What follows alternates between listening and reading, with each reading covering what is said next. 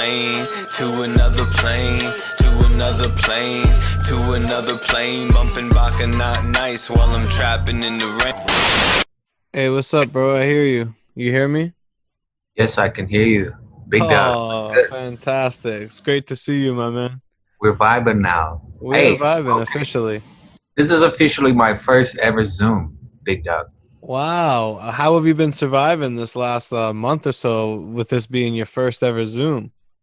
So I have actually recorded. So two things. I know. So let me keep you posted. You know how we got a EP in the works?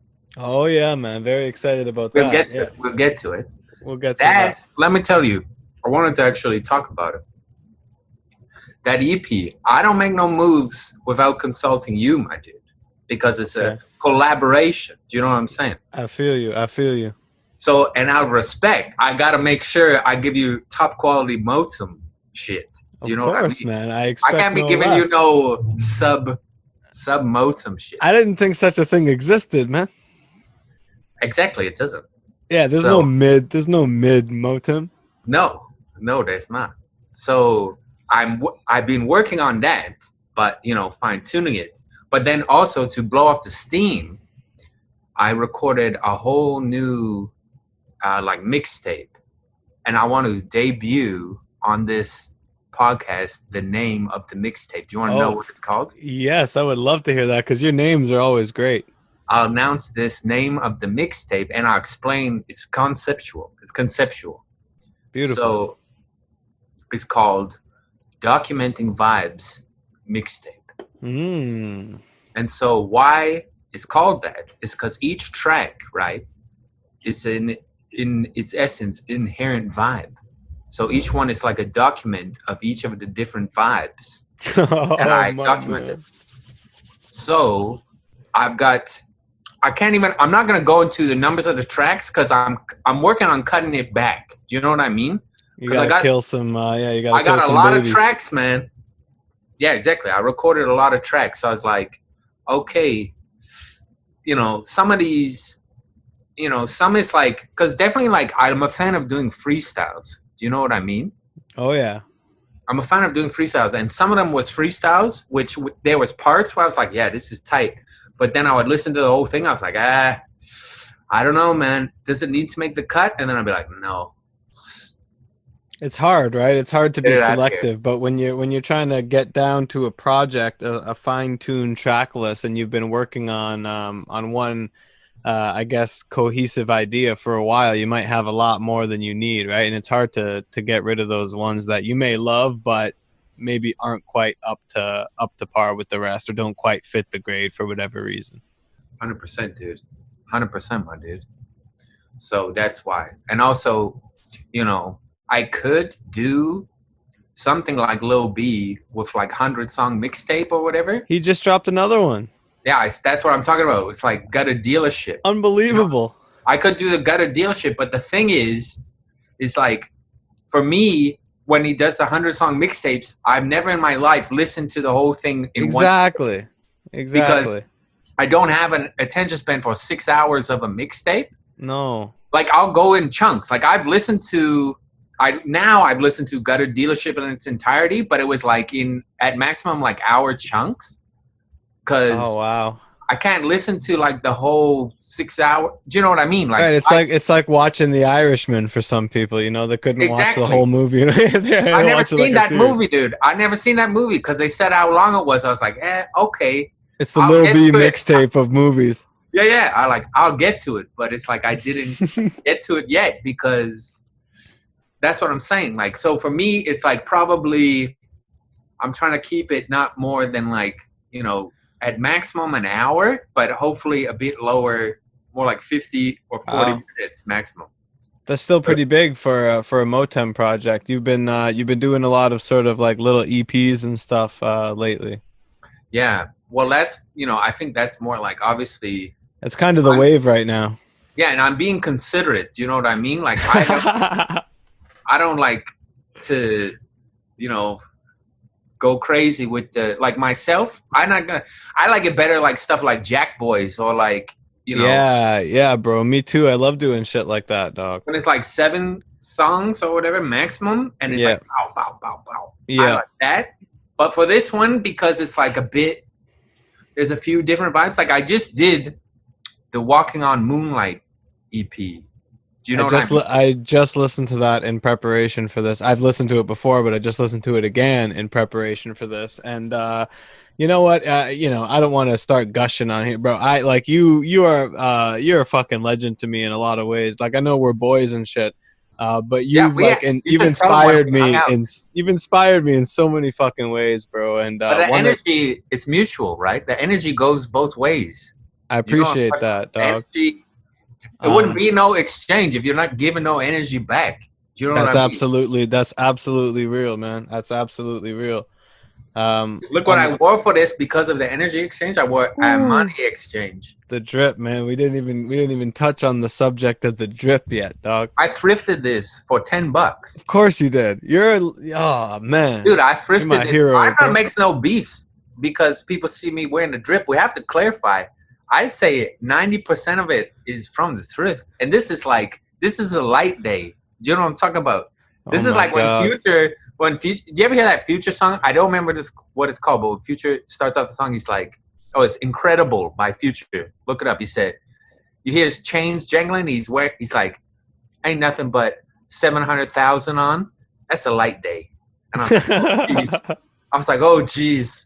If you're wearing 700,000, that's a light day." This is my equivalent of a light day. $10 Armani exchange sweater. That's a light day. That's a light day for me. All right, 700,000. Bro, the off-white mask on the album cover of the. Did you take that picture before the pandemic? Did you have that off-white mask before this? Like what was the timeline of that? So, dude, so this is crazy. So right. my friend Hayden, who you have met. Yeah, great guy. Yeah, you know, he's super chill. We shot the music video. Oh, yeah. And so I guess it was because we shot that in December. So, yeah, it was definitely after that. It was like in January or something. We were doing a different music video for Call to Charms. And we were in this greenhouse. And I remember at the time, I was talking to Hayden, just bouncing ideas off him. And I knew, so Essence, the site from Montreal, was having a sale at the time. Like that, they do it twice a year, Essence, which is like, you know, fancy clothes, designer shit. Okay. And they had at the time the off-white face masks, but they were on like 80% off. So normally the face mask would be like $150 or something, and it was like $38 or something. No, $30, right? 80% off. So it was like $30 or something. Because 15, if you do the math, 150, 10% is 15. So it was like $30 because 80% off. Because no one wanted them in friggin' January. I was gonna say, so when was that? January? It was January, and so it was on sale for this man cheap. Cut a off-white face mask. And you know what I mean? I go to Hayden. I was like, should I buy that? Like, just to, if it's $30, I could wear it in a video or two, and that pays for itself. It looks sick. Of course. Yeah. It's like, yeah, man, you should buy that. And then in my head, I was like, yeah, I should probably buy that. So I bought it, and then it came in, and I wore it.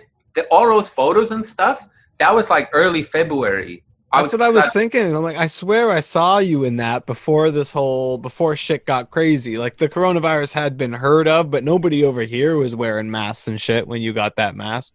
No, because it wasn't hit Canada like that. It was in China and stuff at that time. Yeah, that was it.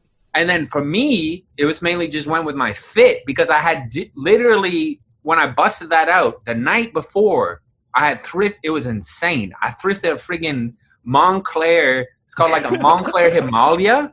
Do you know like Montclair? Like, yeah, bro. And I've done research. It's, you know, people feel free to argue me or whatever, but it's in my review from watching a zillion YouTube videos on it. It's legit, but it's just old. It's like an old one from like 2008 or something. That's even better.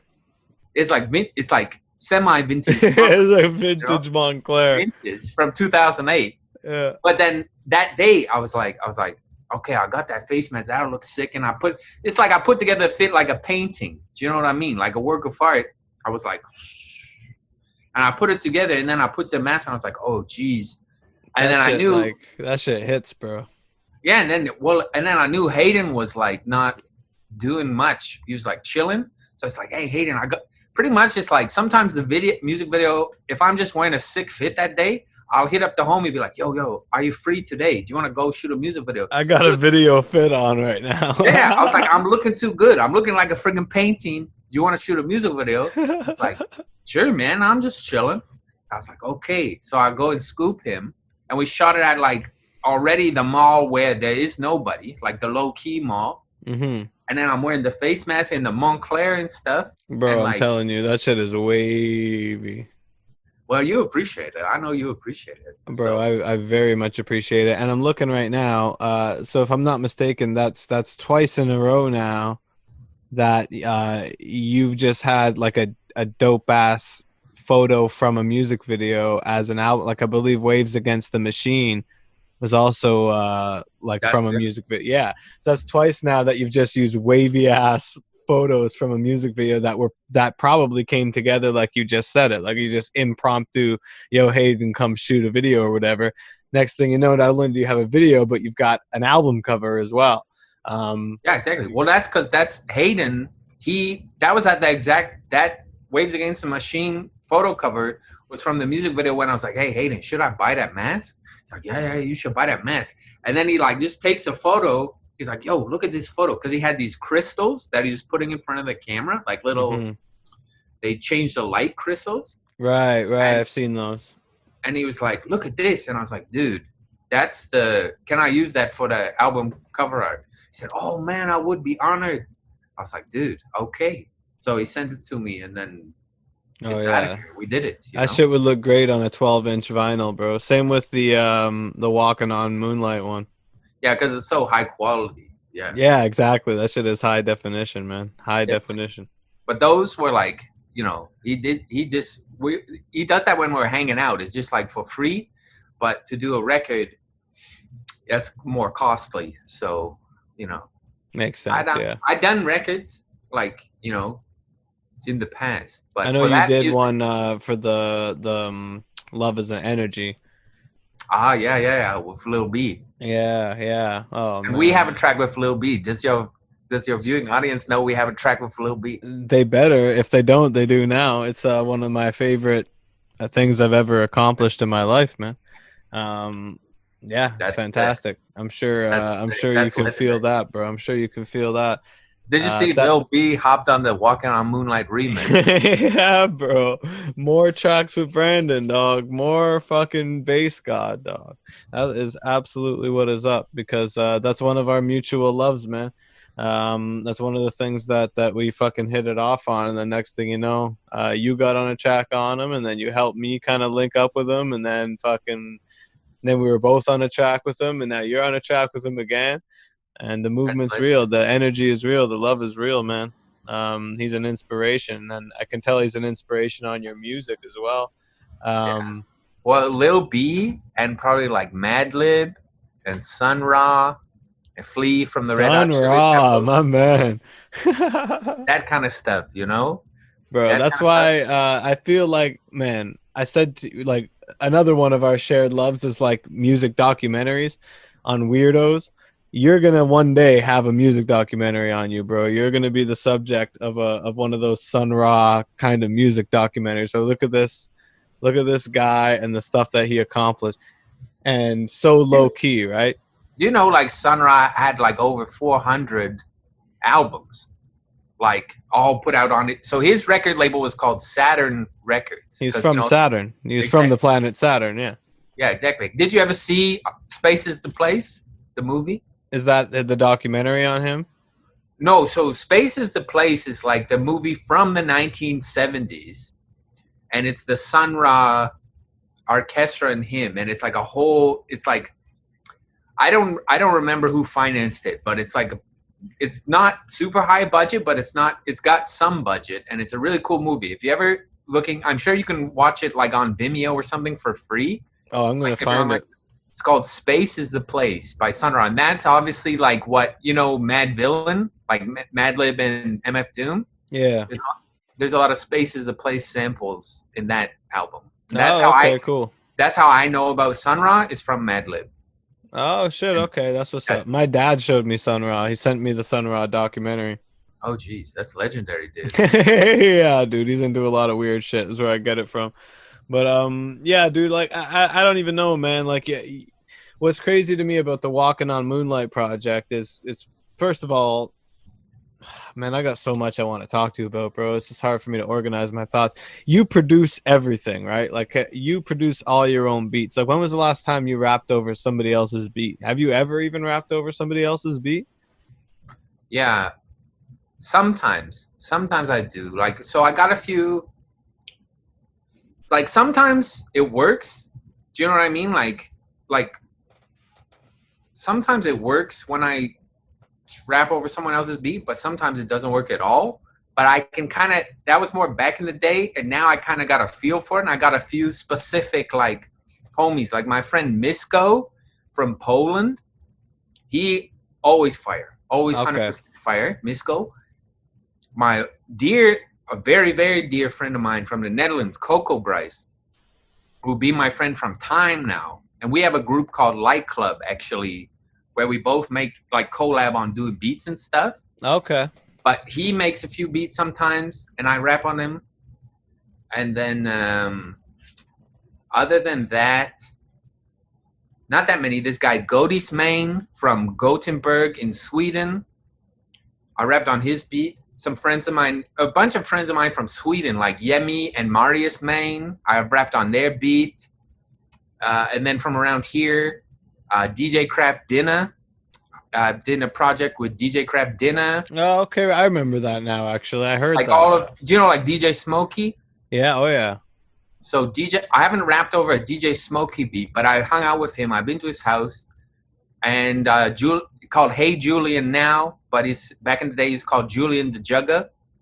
And they're all like Smoke Gang, you know, like all like DJ Smokey affiliates. Yeah. And I rapped on some of their beats. But other than that, no, I just make all the music myself. Yeah, which is mind blowing to me, because each of your projects kind of has its own cohesive feel. Like Walking on Moonlight, all the beats kind of have like a grime influence to them, right? But they still sound like Motëm music. Like how, like, it just blows my mind. You managed to somehow produce everything, yet also keep your cohesive sound, yet have a different sound for each project, which is one of the things that that I've taken from you as an inspiration, of like managing to put out little collections of songs that sound a lot like each other and still fit under the general umbrella of like who I am and what I do, you know. What is it that inspired you to make that style of beat? Do you just like find a new tool or something, and then it's like that's going to be a whole fucking album because you get carried away with using that specific production tool? Or like what drives you in that sense to like find a new sound, because you release so many projects and they all kind of have their own thing going on? Yeah, well, I think that's like one thing I notice is, like, if I do the same thing too much, then I just get, like, I get bored. Do you know what I mean? Like, not like bored, like I get bored of doing the same thing over and over and over. So I have to find a way to, like, change it up or whatever. And, like, for example, like Walking on Moonlight, I was really getting into, like, UK drill and, like, grime and stuff. Yeah. And, like, no, shout out to Drake. Do you know what I mean? Like, shout out to Drake I just listened to the, what's it called? The Dark Basement tapes or whatever. I haven't heard him yet. I listened to it, but do you know what I mean? I don't, you know, no slight or anything. I really only like the Cardi tune and the 2 UK drill songs at the end, but it was the last song on that, War, when that music video came out back in December. Oh, that shit is straight UK, bro. That shit is straight exactly. UK. And they're like, oh, Drake is going for his UK passport stuff. Yeah. When I heard that, I was like, okay, because I knew about, like, I don't know. I'm not going to front like I knew a shit ton of UK drill artists before that. But then from there, I was like, okay, I'm going to go, I'm really like this. So I'm going to go look into it. I knew, you know, certain stuff. But then I was like, I go to GRM Daily and I was like, just start watching videos. And I see like Country Dons and Unknown T and like Dig Dat and like Digga D and all these guys. And it's like, I was I was freaking losing my mind, man. They're unbelievable, man. That whole because that music is like, for me at first I didn't know what they were doing, so I was like, okay, like in regards to the production and in regards to the flow, I was like, I don't know what they're doing. What so the I got fuck's really going curious. on here? Yeah, I got really curious. So I was like, okay, I'm gonna try my hand at this, like try and do my own. I was like, if I fail at it, then fuck it. But like I tried it out, and then I was like, okay, and then I just got like going, and I was like, in a few days I had the Walking on Moonlight, and I was like, all right, I'm gonna go with that or whatever, like, because for me that was a totally new style. And I knew about, like, I've been doing variations on grime music from time, because I knew about grime music from back in the day, especially because of Dizzy Rascal, like Wiley. But for me, the drill music was more like, I don't know, just kind of like brought different influences from the past together with something new. And I was like, okay. And I got really stoked. And then I just recorded the song. Like I said, like, I don't really think about it when I'm recording. I just kind of like go in the zone and record. You know what I mean? Like, we got that one song that's Top Secret EP, like in my zone, like, that's the vibe. You know what I mean? Because also, like, the songs, it doesn't take me that long to record it. Like, the beat especially does not take long. It's the words that take longer usually, but the beat, that's very natural to me, because I've been doing music. Like, I played like the guitar and the bass and drums and keys and all this shit. Like, I don't just, nothing wrong with doing your own thing in Fruity Loops or whatever and just clicking. Do you know what I mean? Like, just clicking. But I don't really click as much as I actually play it. Like, sort of thing. When I first discovered you was Art Funk, and if I'm not mistaken, you were doing Bucci a lot of. Shout out Bucci Mane. Shout out Bucci Mane, and that's when that's the first I ever heard from you. Was I saw the Dolphin music video, and I was just like, I'm like, who the fuck is this? And you had so few. You had like the same amount of views as me. Yeah, I'm just underground artist. And I'm like, how is this guy not like a based fucking legend? Like, this is some shit right here, right? And then I found out you're from fucking Hamilton. I'm like, this guy's fucking 30 minutes away. I gotta contact this motherfucker. And then I listened to the whole Art Funk, and I still do go back to that every now and then. And I believe on that you were playing a lot of like you were playing shit. I played all the instruments. Yeah, like that's like the bass and the guitar. Oh my god, man! Synths and all that. Like, it's not. That's all outboard, right? That's not in the computer. The computer just captures the vibe. And you see it in like the video for Montreal. You see you playing the instruments and shit. I love that shit. And what blows my mind though is like that was a totally different style of music, and yet it totally like resonated with me for some reason. And then I proceeded to check everything else you do, and everything else you do is like, or not necessarily everything, but a lot of what you do is like rap, like straight up rap shit. You know what I mean? Like, you're a rapper. When I first heard Art Funk, I was like, okay, this guy's like doing some sort of like folk hip hop singy rappy type thing. And then so I wasn't really sure like what the rest of your music would sound like. And then when I heard the rest of your stuff and heard a variety of like, you're a hip hop artist, you're a rapper, and like this guy is like I don't know, I just felt a kindred spirit in a sense, because yeah, man, because you were only doing like kind of a, again, correct me if I'm wrong, but because I haven't heard all your material, because there was a lot of it, but from what I have heard, Art Funk is kind of like a one-off thing, it doesn't quite sound like a lot of the other stuff you've done or a lot of the other projects you've done. So the fact that was the first thing I heard, and I related to it so much, even though a lot of your other music is more like what I usually listen to, that's another reason why I knew I had to connect with you, because I was like, man, I fucking resonate with this guy on a few different levels, Yeah, well, that's why I noticed too, because you were like, I remember I deleted the Art Funk off SoundCloud, and you messaged me. You're like, hey, yo, where's the Art Funk? I'm going to so-and-so. I want to listen to that. I was like, oh, shit. I was like, oh, I didn't think anyone would miss it like that. But then I sent it to you. I was like, here you go. You can have it for your personal collection. I still got it, yeah. So then, but because you said that, then I put it on the streamings too, because there's no Yeah, it's on samples. Spotify now. I saw. I'm like, fuck yeah, Art Funk, man.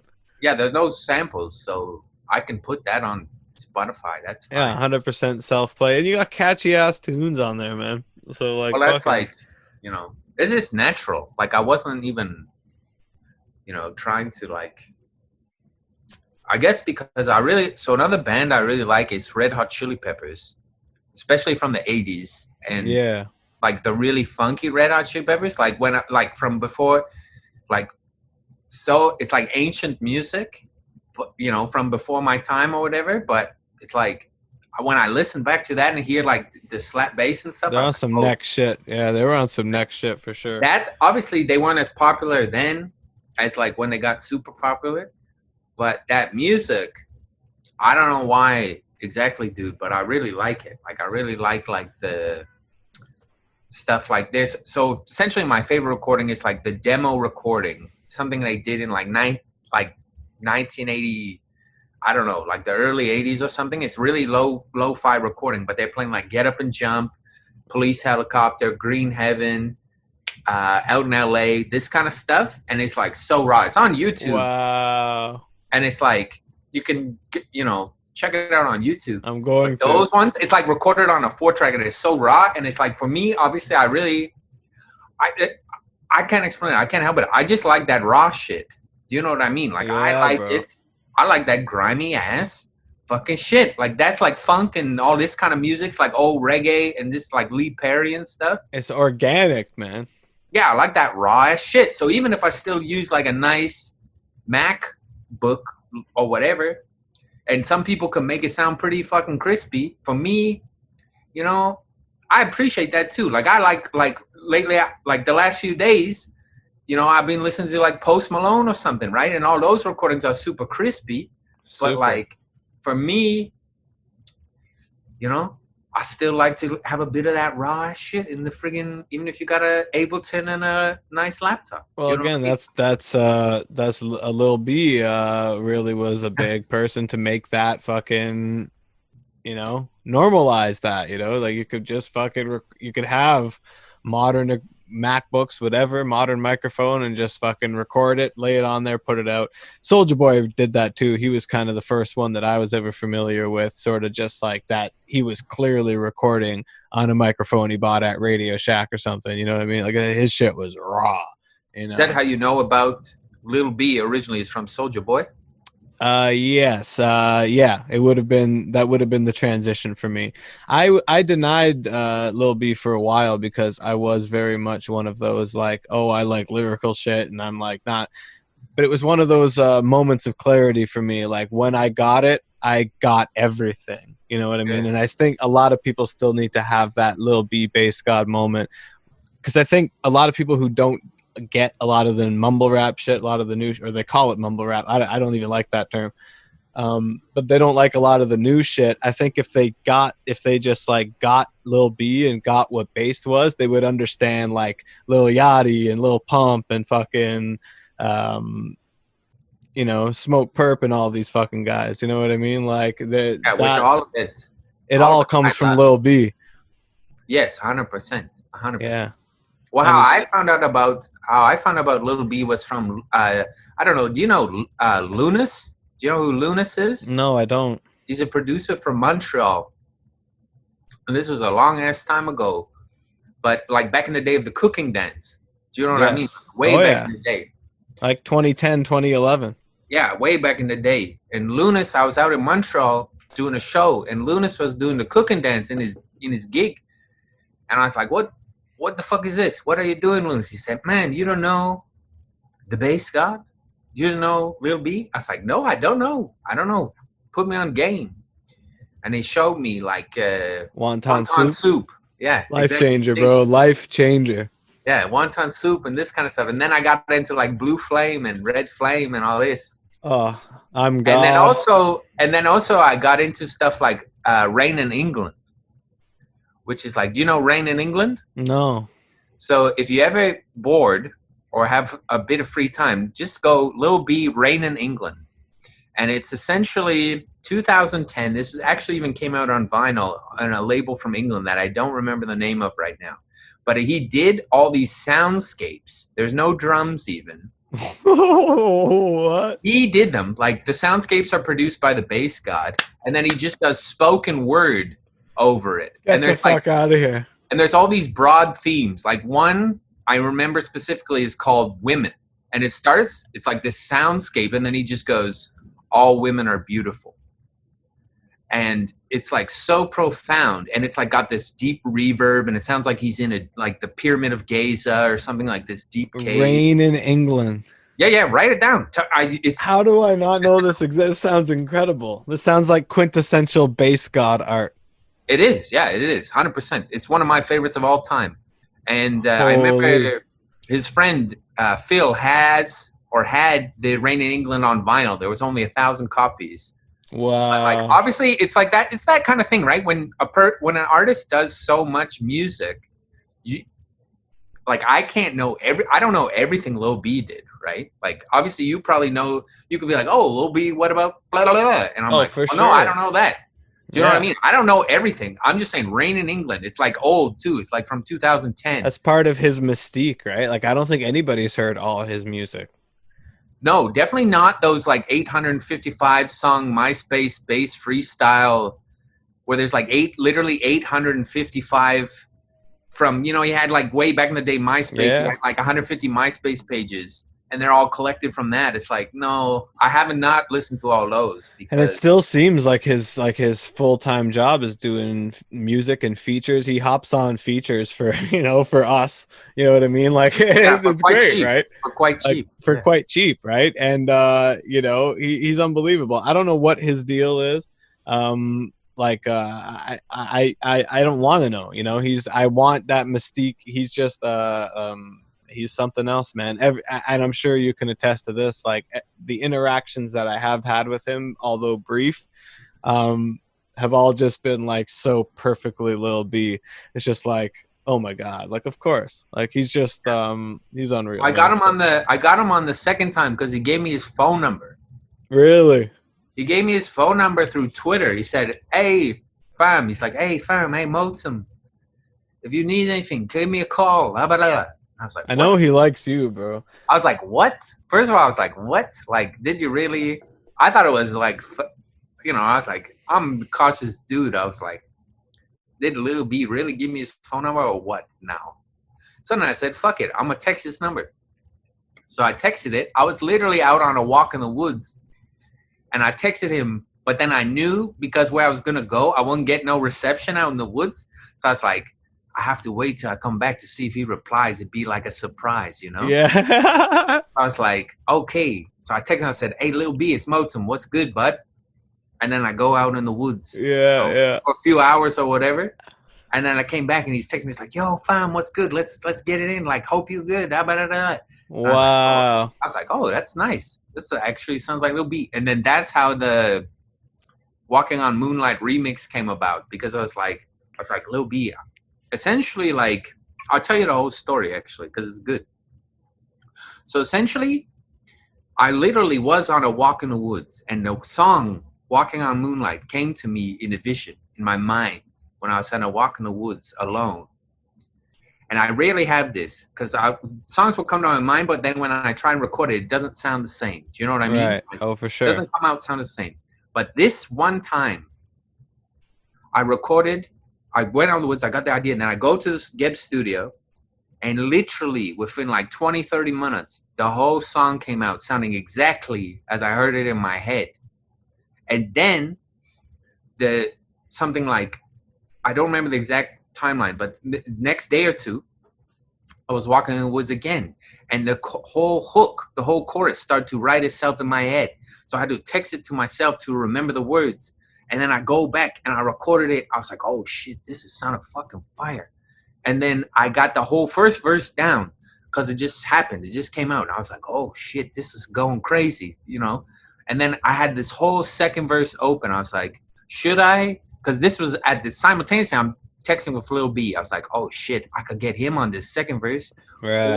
Or I could do it myself. You know what I'm saying? And I was like, I don't know what to do. I was like, okay, you know what? We'll see how it goes. So next day, the second verse started writing itself. So I just recorded. I was like, fuck it. And then I released it because I run Geb Stilo. So that's what number one, why I run my own label, because I can schedule the releases how I want them. I don't have to wait. Do you know what I mean? Oh, fuck yeah. I feel that shit, bro. Because I've been on interaction with other labels from the past, and I was never a fan of like having to wait 6 months or whatever to release fuck that my music. Do you know what I mean? Especially how I roll. And so I'm with you there, bro. So I was like, well, how about I'll just release it and see what it's like, and then if I'm fucking with it, I'll just get Lil B on the remix, like do it Walking on Moonlight remix. So then I released it and it popped. I was like, yeah, okay.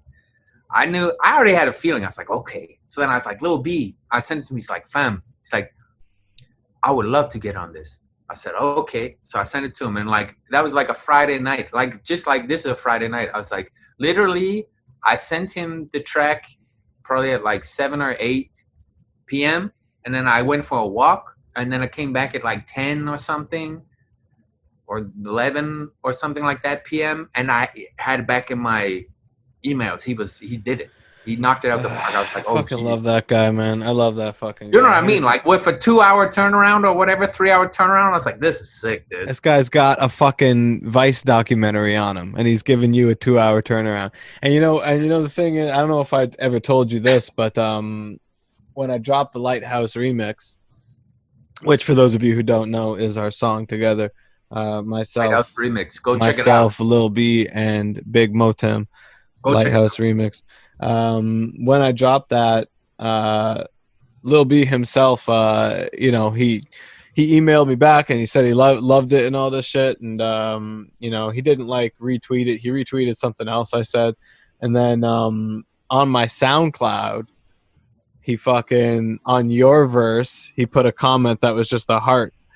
And it was like when it got, he did the comment, because when it got to your verse, he's out here like, supporting your movement. Yeah, he's supporting the movement. That's what I'm saying, right? But I meant to do him being on the track as a surprise to you, and you being on the track as a surprise to him. But I wasn't 100% sure if Lil B would be like, checking it to see like who else was on the song or anything like that. Like for all I know, he just sends off the verse and then it gets put out and he never looks at it again, right? But the fact that he looked and saw that you were on it and then listened for it and put the heart on your verse, it was like, okay, he made the connection that like I was your homeboy and shit, and like that's the connection was made, right? He's a smart dude.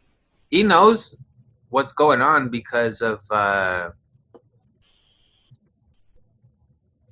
there's a lot of people that know, like, I don't know how to say it, but like obviously like do you know like Young Lean? Do you know Young Lean? Oh yeah. So like Young Lean, Lil B knows about it because Young Lean did the intro. Young Lean fucks with me from back in the day. He did the intro on my mixtape. Really?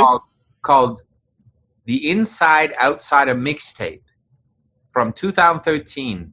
And it's on, you can go see on YouTube or on SoundCloud. Or no, it's not on streamings. No, it's not on streamings. Only YouTube or SoundCloud, because streamings didn't exist in 2013. I guess I could put it on streamings. I might do that, but like, it's not on there for now. But the opening track, Young Lean, because so essentially, like, I have a lot of friends out in Sweden from time because I did, I do the production, right? Right. So from back in the day, I was also involved in a music scene or genre called squee music, which is essentially the Scandinavian synthetic funk music. And this is way back in the day. This is like 2007, 2008. And the two origins of this music was Stockholm, Sweden, and Helsinki, Finland. And then me, like you heard art funk, right? You remember art funk? Oh, yes. Well, funk music is actually deep in my roots because my first instrument I ever played was the bass guitar. Since I was like a little like 11 years old, I played the bass guitar. Okay. And so I can really slap it. You know what I mean? Like, my man. And so I don't do it all the time because like Uncle Ben told Spider-Man, he said, with great power comes great responsibility. And when the I do bass the guitar slap is very powerful. when I do the slap bass, people get blown away. So I have to like be like, Never hey, mind the ladies, bro. Never mind the ladies. well, that's what I mean. Like you have to, be responsible. You have to. So I was doing the squee music, like this, essentially like they really fuck with me hard. The Scandinavians back in the day really fuck with me hard. And so Flogster Dancehall was this label from Stockholm, Sweden. And on it, my friend Franz, he runs it, Lemonius, who I actually just released a 12-inch record with him this year out of his label from Hamburg, Germany called Super Records. But regardless, back then, his label was Flogster Dancehall. And the homie Baba Stilts was also on that label as Mrs. Kada. So this music goes on. And then in about 2012, 2013, when Young Lean and them started to emerge, they messaged me. Young Lean, and especially Young Good, his producers, Young Good and Young Sherman, they're like, Motëm, we fuck with you heavy. You can go. Damn, if you want to do your research, you can go see. But even to this day, who's Young Good, who's just good now, he still follow my Twitter, and both Young Sherman and Good follow my SoundCloud. And we hung out. Like you can see, I have a music video. If you want to do your research, song called John Tupac by Motëm from 2015. And in the video, cameo is Young Good, Yemi, Hayden, like out in Stockholm. We did this music video. And so Jesus, bro. This is like part of it where like Lil B, he had messaged that we kind of talked about that a bit. He's like, Young Lean or whatever. I said, yeah. From back in the day. Obviously now he's more friends with Playboy Cardi or whatever. He don't want to need to be hanging with Big Motëm. Like, you know what I mean? Like, but I was like, yeah, I know them from back in the day, and you can go do your research. Like you see, he did my intro to my mixtape because the whole inspiration was like, do you ever listen to Finally Rich by Chief Keef? Yes.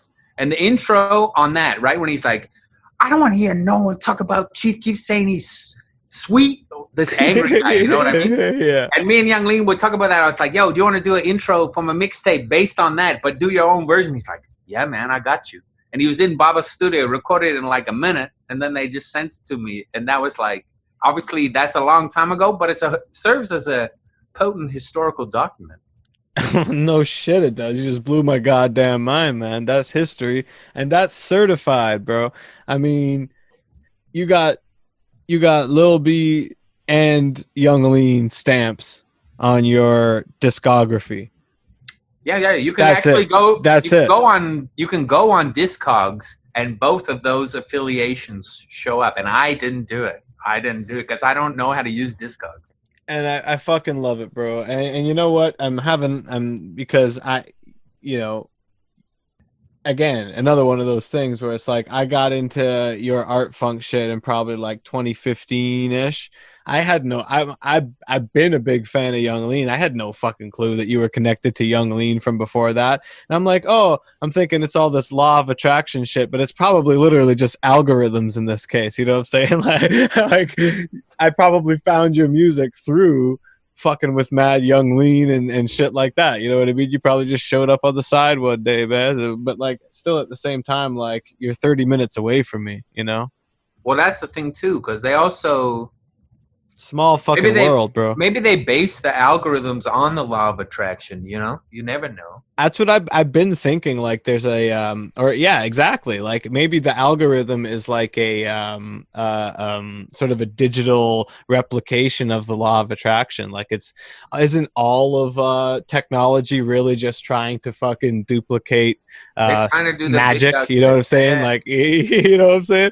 It's all just trying to do that. So why not the algorithms? Because all these creepy things that happen due to algorithms could also be attributed to the law of attraction, and a lot of times vice versa, you know?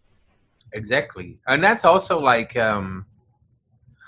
that's how I know about, like, to even put it to do like a similar thing, like how I know about like friggin' someone like DJ Smokey. He's from my city. Like we're from the same city. And actually in reality, where he's from and where I'm from is literally like maybe like you can walk it. You know what I Wow. mean? Like it's not far, but like I did not know about him since before he did this 3D spaceship song with Young Lean back in the day, Yeah. and I had Young Lean on my intro, and everyone was talking like they're like, "Oh, do you know this guy? DJ Smokey's." I said, "I don't know who that is," and they were asking him, "Do you know Motëm?" And he's like, "I don't know who that is." But literally, it took some dudes from Sweden to kind of like put us on to each other, and we literally lived like only a few kilometers away from each, like literally under 10 kilometers away. So it's unbelievable, bro. that's the internet, man. That's what I like about the internet. Like it's incredible. I'm not hating on the internet. Obviously now a lot more people rely on the internet a lot more, but even whenever, I just think it's like a tool. Like the internet is like a tool, and it's up to the individual how they want to use it. Right? 1000%, man. And the way that some artists use it. Yeah, exactly. Top notch. Exactly. Like it's up to the individual. So you can do what you want. I can understand how it drives some people like up the wall or whatever. But for me, I just kind of was always like, when I did my YouTube and stuff, I was like, I just essentially wanted to document my tunes because I always recorded a shit ton of tunes. Like it just, for me, is something that I do. Yep. But like, I found like before I started doing that a lot of stuff would just get lost. Like I would just pass it to the homies, like a few copies or whatever. But then other than that, I would be on to the next because I record so quick. So I would do so much. But then when I started to put it on like YouTube, at least as like an online archive, I could be like, okay, I can go back and like be like, okay, at least I got some record back by Google of like songs I did a long time ago. Yeah. It's a beautiful thing. For me, it's like an archive. It's like a library or something, Yeah, and it's super cool to have that tool, and then not to mention the social networking aspect of it as an artist. Like you said, everything that we just talked about, you know what I mean? How people from Sweden could connect to fucking eclectic hip hop artists from Hamilton that never fucking knew about each other, and then they get connected through artists from Sweden. It's all through the power of the internet. I saw DJ Smokey live in Hamilton. Did you go to the I had been listening to his music for a while before knowing he was from Hamilton. Did you go to the Space Ghost Perp show? Yes, bro. The Space Ghost party, man. Yeah, I was there, but I might have dipped a bit. It's one of the best shows of my life, man. DJ Smokey was dressed as a banana, and the whole room filled up with smoke during his set, and his fucking set was fucking incredible, bro. I would love to experience that again. I would just love to. And then Space Ghost Perp coming out after that. And what I love is there's a fan made Space Ghost Perp internet documentary on. I'm a huge fan of Space Ghost Perp. I got a 12-inch vinyl of his right up there.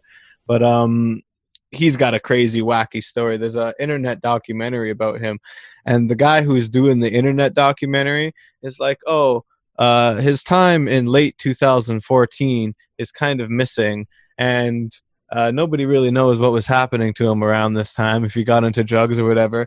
And I messaged the dude that I'm like, bro, he was in St. Catharines, not St. Catharines, he was in Hamilton, fucking performing live in late 2014. I saw him leave the bar with some fat old white chick, it was hilarious. But, motherfuckers didn't even know what was going on with Space Ghost Perp at that time. And around that same time, he was on Facebook making friends with a bunch of people around this scene, probably through the DJ Smokey connection. I ended up getting beats from Space Ghost Perp. I have a fucking little EP with Space Ghost Perp beats out there. My homeboy Chuck, God rest his soul, has a couple songs with Space Ghost Perp beats. And again, it's all through that connection to DJ Smokey, and now I realize Young Lean, you, Lil B, me, it's all connected, man. It's all history, baby. It's unbelievable. I don't think it's that separate, and also it's not like on the whole scale, it's not like super huge scene or whatever. From what I notice. Like even if you get to the big dogs or whatever, it's not. It probably gets even smaller. So like for me, obviously, I don't really like. I don't know. I don't go out that much. Like, you know, like I mainly just like chill out and record and stuff and like go on the internet or whatever. But like, I think like a lot of the, I don't know how to explain it, but I think like it's almost like a language. Do you know what I mean? Like the music or whatever. Obviously, you're using words to do the rap or whatever, but almost like the vibe of it is like a language. You know what I mean? Like that kind of says, the vibe says like, okay, this is kind of like saying stuff that you can't really say in words. Yeah. You know what I mean? Like, but it's like you still kind of, you get the gist of it or whatever. You're like, okay. And you feel it or you don't or whatever. But it's like, I think that's kind of like more that kind of stuff. Like they would just feel the vibe of the music or whatever through words. And then that's kind of like the same way they say like something like math is a language. You know what I mean? I think music is a language in its own way, the same way, but probably music being around longer than math. Not to go crazy, trying to ignite some sort of dispute, but like I definitely think music versus math. The Homo sapiens probably had music before they had math. Yeah. Sort of thing, you know? Oh yeah. So that man. Sort of thing. I think you're hitting the nail on the head for me in a lot of ways. I've been really lately thinking about and even briefly mentioned in the last episode, just the idea of energy being translated into, again, not necessarily words. Even though you're using words, it's more the energy that's with that word, and you're sort of passing that on. And somebody else who can tap into that same energy hears it or sees it and gets it. You know what I mean? Like again, when I saw your dolphin video, I instantly knew that you were the type of person I'd fuck with. And now years later, we're still fucking with each other. Like it's instant. It's an energy thing. Exactly. And also, I just want to mention, you know who shot the dolphin video that you've mentioned twice now? No. Nice friend of mine, C-Boz. Do you know C-Boz? No, I don't. So he hasn't released too much music. He's pretty low-key these days. But he actually released, there's a classic, if you want to look up on YouTube, called Sammy Watkins, which is also produced by DJ Kraft Dinner. And I was in the studio the night they hopped that puppy off. That's a classic. Sammy Watkins by C-Boz, featuring something like Ramsky and some other guys. I don't remember all the guys featured on it. But C-Boz shot the dolphin video. So he shot a lot of videos, but he also had a few hits himself, like some actual certified local classics. Because he did. How do you spell C-Boz? So it's C, the letter C. Yeah. Dash, like a hyphen, B-O-Z. Okay, B-O-Z. C-Boz actually shot a few very nice music videos for me from about 2015 till 2017 or so. He was an innate artist. He still is to this day, but now he's more like, you know, he's on to different things now. But like, he did the way he shot these videos and framed them and everything, he's a natural. He did an amazing job. There's like several, like for example, he shot not just the dolphin video, also did ones called Foraging for Food, Free Time. There's a lot, actually. I won't go crazy in it, but Drought in LA, that's another one. And he actually appears in Drought in LA. And these are all like 2000, few years ago videos, but like, obviously I have videos since then that other people shot that's super dope too. But like C-Boz, he's a good artist. That's all I'm saying. Shout out to C-Boz. Shout out to C-Boz, man. He's a legend. He's a legend. That's what's up, big C-Boz. Oh man, shit. So what's next for you, man? So I guess what we started off mentioning with this podcast was the Documenting Vibes mixtape. Yes. So that'll probably be out May 9th, 2020. When you said probably, it seemed like you weren't going to have a definite. And then you came with a very, very precise date. That's very soon. So you must have already sent that out for distribution. That's official. No. It's not done. If it comes out May 9th, I said probably. If it comes out May 9th, it will be like, okay, here's the immediate sources like YouTube and Bandcamp, but then streaming in a few days or whatever. Gotcha. But that's the scoop. That's what I'm excited. That's very soon. And then also another producer to do the music, but my favorite producer right now in the world, Misko from Poland. Okay. I've got a song coming with him called, should I say the song? I'll say it. It's called Drip and Slide. Drip and Slide. And I've got a hit with Misko. But that one we're going to need a music video for. Okay. Hayden, we're working it out.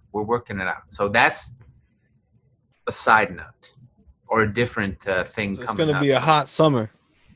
Yeah. Hot Motëm summer. I'm fucking excited, bro.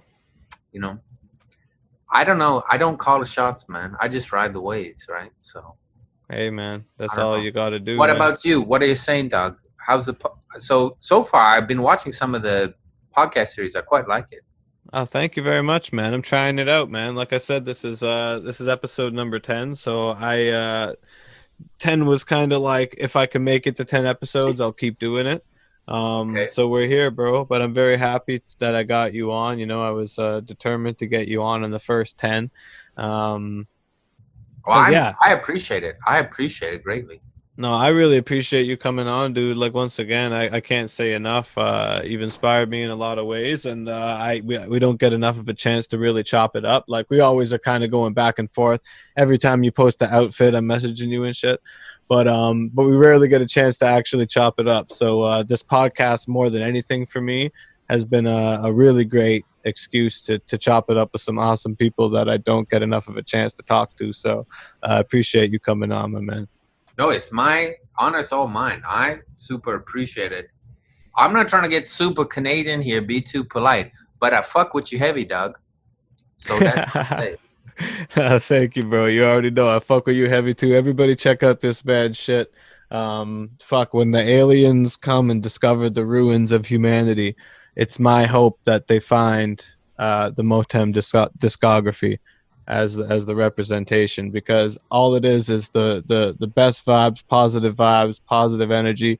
Anybody who thinks that hip hop is nothing but negativity and stuff they don't want their children to hear, play some Motëm music for your children, man. Play it for your newborn babies. Play it for the fetuses in the wombs of your baby mothers. Because this man spreads nothing but love and peace, and that's what's inspired me to do the same. So big love, my man. I appreciate you, and let's work on some music, more music, as soon as we can. Well, like I started it. We've got the EP in the works, but since it's a collaborative effort, I can't make no moves without consulting you, my dude. So hey, that's why, up. Like, out of respect. And also, I got to make sure it's top notch, because one thing I notice is, like, when I do it myself, I'm going to admit, I'm not a very good, like, in my inherentness, I'm not a very good critic. Do you know what I mean? Like, I could, right. Like, so when I do my music and stuff, I'm like, I'd say a lot of the time, especially right at the moment, I'm like, oh yeah, this is fucking dope. This is dope, you know? But then it's only like maybe a few days later, I listen, I'm like, that's not so dope. Like, let's get that out of there. But I guess that's a bit of being a critic, but mainly it's like, if I do a collab with someone else, with you, then it's like more, I think I tend to take it a bit more serious. I'm like, yeah, don't send him that crap. Don't waste Ezza CG's time. Don't be like sending him no freestyle about some ducks or something like. No. Swimming in the big pond, little ducky. Yeah, exactly. That's more like when I'm hanging out by myself. I'm like, okay, that's my jam. Yeah. But I think because you like that, I could do that. I shouldn't be like so worried about it. So yeah, I'll take a duck. I'll take a duck verse. I'll keep the freestyle about the ducks. I'll send it to you. Yeah, bro. Send me whatever, bro. I mean, we'll just make a bunch of shit, and then we'll have to, like you said, we'll trim it down to the top quality shit. You know, I don't want to give you no mid grade as a CG either. You know, so we'll just keep sending back and forth, and then eventually we'll have it boiled down to something magical. You know. Definitely, we'll come out in the summertime or whatever. We have it done by then. Yeah, for sure. And yeah, I just love what you're doing with the production and shit. So work your magic, bro. Work your magic. Also, I saved some of the beats for that. Was I'm not gonna lie, I took some heat from the heat stack. I was like, okay, this one, put it over there. But Yeah. as a CG project, I was like, yeah, that one is that slaps, you know. Yeah, we need some slappers. Yeah, we need some slappers and some wavy chill shit too. Just a nice yeah, we got to just do it big, man. The vibes, yeah, 100%. I'm looking forward to documenting vibes. Everybody, if you want to hear some vibes documented, look out on May 9th, probably.